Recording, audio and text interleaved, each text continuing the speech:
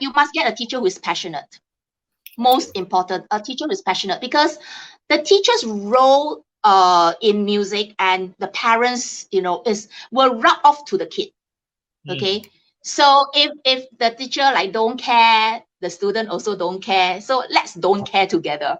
But if the teacher cares, the student will be more lifted up, you know. But the teacher, okay lah, never mind. Okay lah, play wrong, never mind. A little bit, never mind. Never mind. Then student also never mind. Okay, must be passionate. Must be strict and want the perfection in music.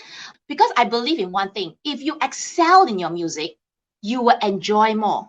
Because when you excel, you can play chromatics, you can play similar motion, you can play contrary motion, you can play arpeggio so well.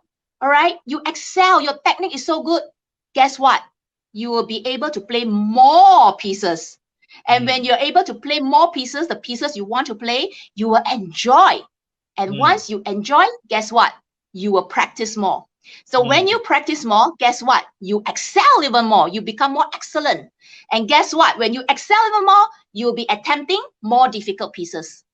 Wow. So you start from Twinkle, Twinkle, Little Star, then you go to Bach, Anna Magdalena Notebook, Minuet. Then you go up slowly to your sonatinas. Then you go to your sonatas. Then after that, you go to your Chopin waltzes, ballades, and then after that, in the end, you list through so many of the higher levels one. After that, you play your concertos.